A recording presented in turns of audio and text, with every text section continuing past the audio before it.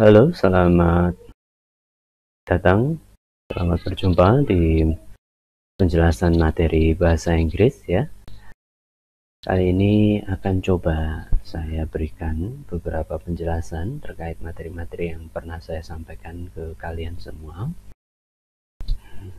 Nah, tujuannya adalah supaya lebih mempersiapkan kalian terkait dengan ujian tengah dan juga ujian akhir. Ada beberapa informasi penting yang akan saya sampaikan. Jadi kalau dari jadwal sendiri kalian telah berada pada akhir atau evaluasi perkuliahan bahasa Inggris yang ujian akhirnya akan dilaksanakan pada hari Kamis tanggal 3. Nah, kondisinya adalah saat ini kalian adalah mahasiswa ditransisikan ke saya dari dosen yang sebelumnya ya. Jadi ada proses transisi yang mungkin menghabiskan lebih banyak, harusnya menggunakan lebih banyak waktu lagi, namun tidak terakomodasi gitu ya, sehingga yang terjadi adalah kita dipaksa untuk mengikuti jenjang atau waktu yang padat begitu ya, dengan konten dari materi yang dimampatkan. Demikian kita akan coba beradaptasi. Informasi pentingnya adalah yang pertama terkait dengan bagaimana mekanisme ujian. Jadi yang pertama adalah sebelum UAS memang diharapkan ada namanya UTS. Nah, jadi UTS itu saya selenggarakan 2 hari sebelum UAS ya, dimana ujiannya sendiri sifatnya hanya sebagai akumulasi dari apa yang sudah kalian pelajari sebelumnya, dan jangan khawatir, kalian saya rasa udah tidak terlalu asing hasil learning yang sudah saya sampaikan kemarin. Harapan kami adalah supaya nanti lebih lancar. Nah, terkait dengan itu, jadi kalau kalian itu sudah tahu ya terkait dengan materinya sendiri, kalian nanti akan coba saya orientasikan. Yang pertama terkait dengan tenses ya. Yang pertama yang saya sampaikan kemarin tenses. Nah, di tenses sendiri yang sempat saya sampaikan adalah simple present, dan di simple present itu sendiri juga tidak full ya, seharusnya ada 4 tenses, tapi yang akan mencoba saya ujikan nanti 2, karena itu materi yang sudah saya latih ke kalian dan juga saya berikan. Dan juga nanti ada satu materi, yaitu materi terkait dengan introduction. Jadi dokumen-dokumen yang ada itu akan saya sampaikan ke kalian supaya nanti kalian terorientasi dan tidak ada masalah begitu ya. Ya. Jadi terkait dengan hal tersebut, maka perlu ya saya orientasikan ulang supaya kalian tersiapkan dengan baik. Yang pertama terkait dengan materi UTS itu apa saja, materi UAS itu apa saja. Nah, agar nanti lebih fokus, diharapkan kalian mempersiapkan dengan baik begitu ya. Nah, terkait dengan UTS, saya selenggarakan hari Senin. Dari Senin itu waktunya bebas, pokoknya di hari Senin itu kalian kerjakan. Setelah kalian mempersiapkan dengan baik perangkat ya, koneksi internet, kuota dan sebagainya, kalian bisa pilih. Nanti ada 20 soal bersifat pilihan ganda dan bisa klik-klik begitu ya. Saya rasa tidak akan jadi masalah.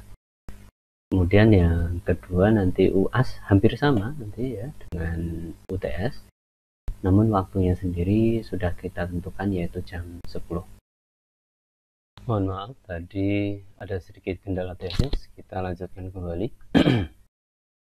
Jadi apa yang akan coba saya sampaikan ke kalian adalah beberapa materi yang harapannya nanti bisa membantu kalian dalam belajar.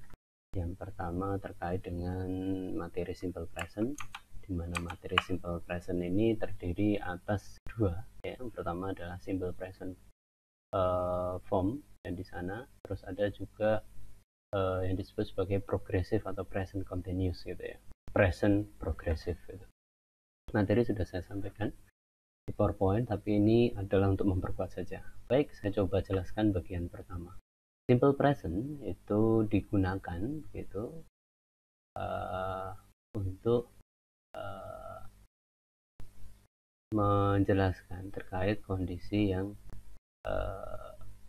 berulang, gitu. Kebiasaan atau hal yang umum gitu. Nah, ada beberapa yang tidak umum, jadi bahasa itu kadang kayak gitu ya, dia ada yang penggunaan umum, ada juga yang tidak umum. Nah, yang tidak umum digunakan untuk penjadwalan atau apa yang kegiatan yang akan direncanakan untuk dilakukan di near future atau di masa mendatang yang dekat gitu ya, atau dalam beberapa kasus terjadi sekarang gitu ya. Nah, bentuknya seperti apa? Bentuknya bisa Anda lihat di bawah itu ada statement, ya, ada simple present base-nya itu adalah kata kerja gitu ya, questions, nanti pertanyaan itu dinyatakan dengan do dan negatifnya do not. Contoh di sini kalau statement ya, you speak English gitu ya. Kalau questionnya, do you speak English, negatifnya adalah you do not speak English. Kenapa ada not-nya?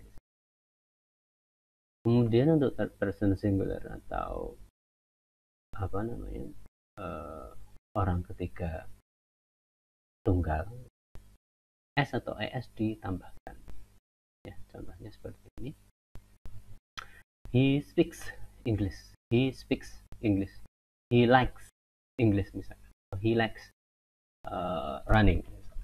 Ada questionnya, does he speak English, he does not speak English. Kemudian penggunaannya seperti yang kalian lihat di sini adalah itu ada di mana, ada di present ya, saat ini, tidak ada di kita berada di sini, maka itu repeated action, jadi itu kejadian yang diulang terus, baik sekarang, ke depan maupun di belakang. Jadi digunakan untuk mengekspresikan ide atau tindakan yang umum atau yang biasa dan diulang.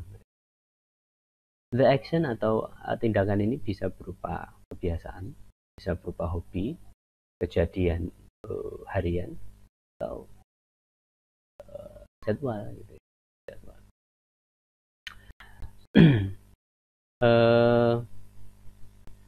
Di sini juga disampaikan it can also be something a person often forgets or usually does not do. Jadi kadang dia biasanya tidak melakukan gitu ya.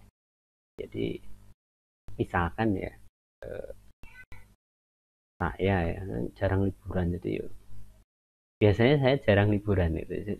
Intinya sesuatu yang tidak, atau kebiasaan dia itu tidak melakukan sesuatu ya, dia biasaan itu. Contoh, I play tennis. Kemudian she does not play tennis, itu bentuk negatifnya. Pertanyaannya adalah does he play tennis?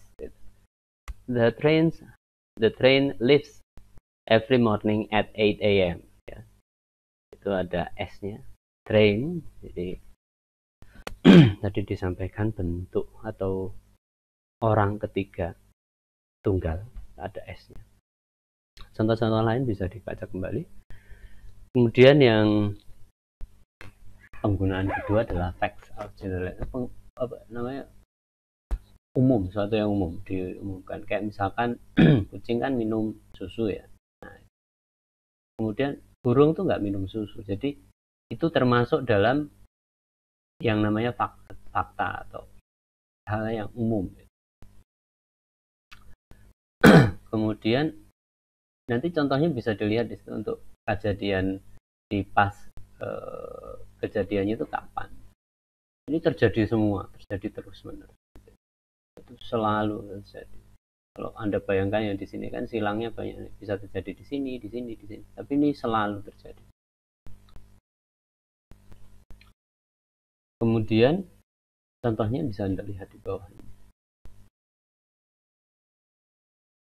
Kemudian di situ mungkin salah satu contoh yang umum adalah windows are not made of wood. Juga bayangkan kalau jendela itu dibuat menggunakan kayu, Anda bisa melihat keluar ya, karena jendela itu biasanya ada kaca di sana kaca.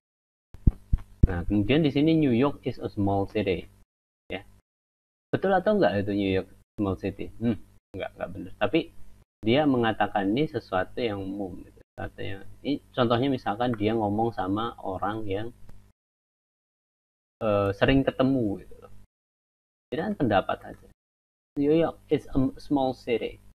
Kenapa? Karena sering ketemu gitu. Nah, itu hanya sesuatu yang umum ya, sesuatu yang umum. Kadang tidak sesuatu yang secara ya namanya kecil besar itu kan ya tergantung konteks. Jadi kebiasaan gitu ya, atau generalisasi atau konteksnya dilihat nanti konteks pembicaraan. Penggunaan ketiga adalah perencanaan waktu di dekat dengan masa depan gitu ya. Jadi di sini dekat, bukan di masa depan ya, tapi dekat ya dengan masa. Contohnya seperti ini. The train leaves the night at 20. Bentar lagi itu. Nanti malam jam 18. Nah, di sini juga sampai. Kurang lebih sama. Ini biasanya atau dia akan rencana ke depan paling dekat-dekat. Tapi enggak jauh ya, jangka pendek. Kemudian penggunaan yang keempat itu non-continuous verb, itu ada past, present, future. Nanti ada dimulai itu sebelum kejadian dan bablas sedikit atau berlanjut sebentar ya sebelum masa depan. I am here now, seperti ini saya sampaikan, saya sedang di sini. She is not here now, ya, jelas ya, sekarang nggak ada, nanti juga nggak ada, dan memang kenyataannya nggak ada. He needs help right now, jadi right now mungkin sama kondisi sekarang. He has his passport in his hand, jadi kita ngasih lihat orangnya itu, dia pegang paspor itu, dia pegang paspor itu loh. Kemudian tipsnya adalah, nah ini kaitannya dengan bagaimana penggunaannya supaya lebih mudah ya. Contohnya adalah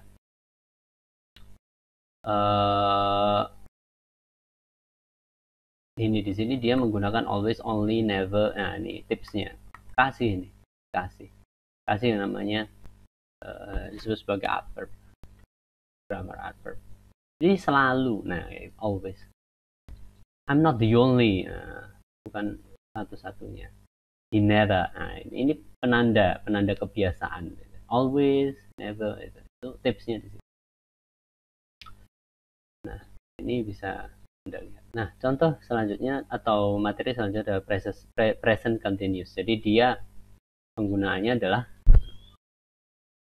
saat ini adalah misalkan ya, I'm learning English now. Ya sekarang terjadi, mengarah ke masa depan. Nah Anda bisa baca ya di definisinya, the present continuous, also called present progressive, is a verb tense which is used to show that an ongoing action is happening now. Jadi adalah menunjukkan bahwa tindakan itu sedang terjadi sekarang. Bisa saat disampaikan atau secara umum lah, common lah, larger sense itu. Misalkan acara TV dan lain sebagainya. The present continuous can also be used to show that an action is going to take place in the near future. Kayak tadi ya di simple present tadi hampir sama, bisa menggunakan itu. Jadi dia gunakan untuk merencanakan tindakan yang sebentar lagi terjadi. Are you watching TV? Ya, bisa jadi sedang, you are watching TV karena dia sedang melihat TV. Not you are watch TV, ya. Jadi, di situ kondisinya sedang melakukan. Kalau watch itu I'm watching TV. Jadi dia sedang melakukan atau memberikan informasi terkait tindakan yang sedang berlangsung sekarang. Bukan I watch TV gitu ya. I watch TV. Kalau itu berarti faktual atau kebiasaan. Contoh misalkan I usually watch TV at 8 p.m. gitu ya. Jadi dia biasanya nonton TV jam 8 malam. Itu beda, bukan mengatakan sedang nonton TV, tapi dia menyatakan kebiasaan. Makanya pembedaannya di situ. Meskipun sama-sama present ya. Nah, present continuous dia tetap berlangsung. Karena gambarnya di sini. Kalau kalian sedang belajar bahasa Inggris sekarang, berarti you all learning English now. Gitu. Kemudian ada pertanyaan, are you sleeping? Nah, ini jelas biasanya jawabnya sendiri. Kalau dia jawab, otomatis dia nggak sleeping gitu.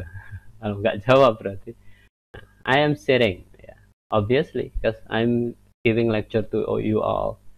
Nah, di sini I'm sitting and I'm not standing. Gitu ya.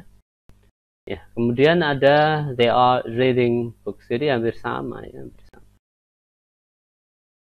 Negatifnya udah. Kalau untuk penggunaan lebih panjang lagi juga bisa. Jadi longer action in progress now. Jadi sekarang kondisinya sedang berlangsung dan masih akan berlangsung agak lama. Gitu ya. Contohnya misalkan di sini I am studying to become a doctor. Jadi dia belajar, sedang belajar, tapi jangka waktunya masih akan lama. Karena dokter sendiri kan 4 tahun lebih ya, 6 tahun lah. Kalau kalian kan 4 tahun juga. Aku sedang belajar menjadi seorang sarjana teknik misalnya.